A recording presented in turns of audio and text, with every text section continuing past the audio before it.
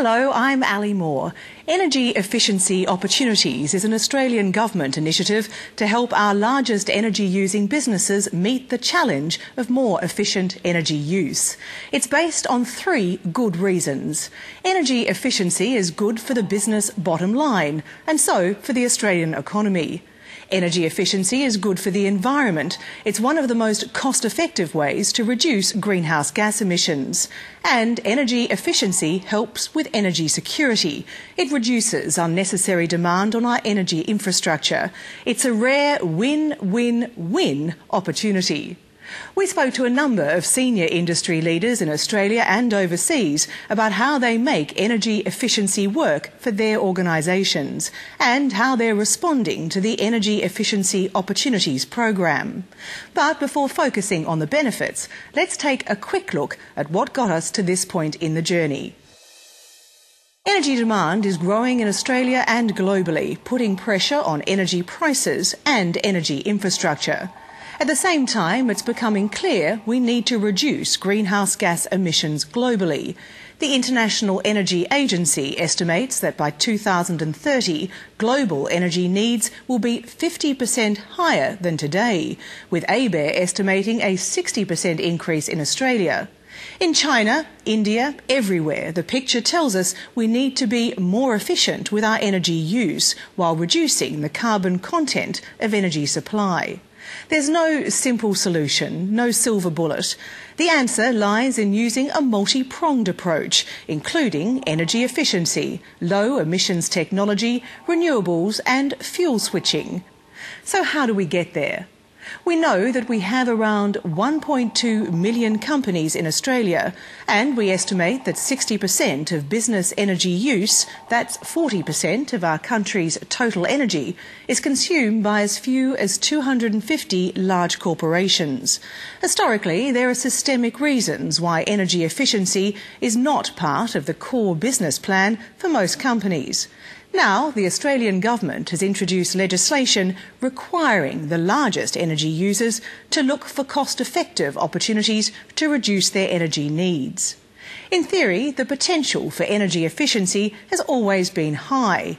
The trick has been how to unlock that potential. Energy Efficiency Opportunities aims to contribute to this unlocking in two ways. Firstly, using assessments to get smarter about understanding our energy use and the opportunities we have to make it more efficient.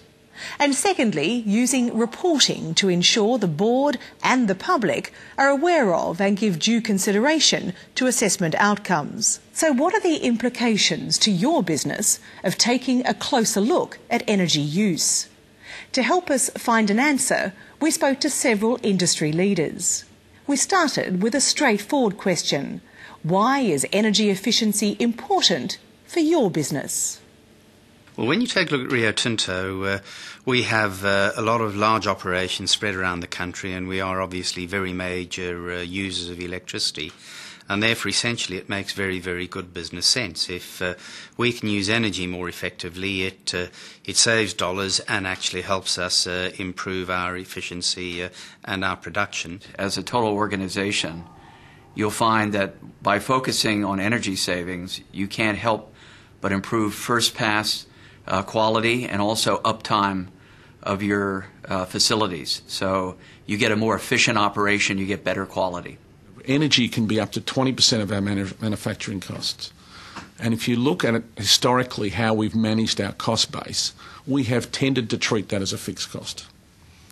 We always talk about we've been able to reduce our labour or we've reduced our raw material inputs by X, Y or Z. I don't think we've measured our energy cost. Now that as a cost is not going to decrease. So we recognise that energy as a percentage of our manufacturing, if we don't manage it, will continue to increase. Well, energy efficiency is simply good business. It's good for profitability. Energy represents a very significant cost, so anything that can get that cost down goes basically straight to our bottom line. So what are the barriers and strategies to implementing energy efficiency? Rather than look at the barriers, let's actually look at the characteristics that have made it work. And in the first instance, we find that the successful programs have had management very clearly committed, prioritising and providing the resources required. You then have committed multidisciplinary teams working on identifying and developing opportunities.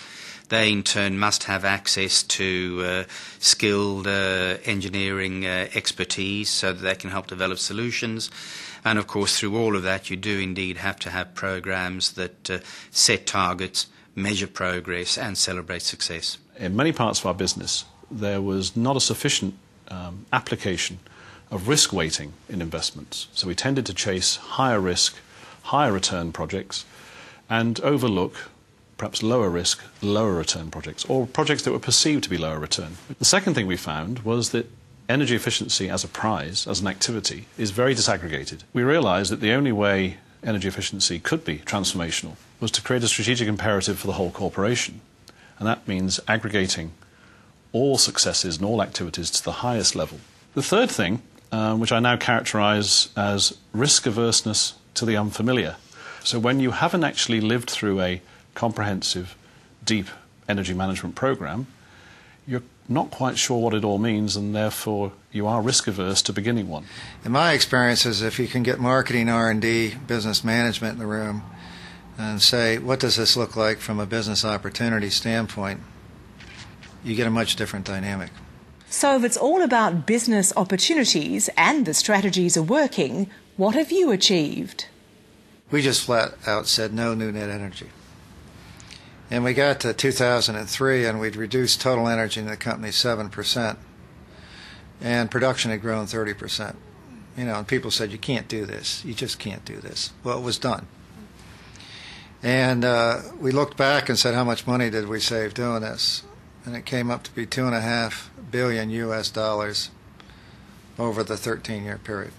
Since Paul left, actually, the savings is up to $3 billion. So globally, we've saved $3 billion.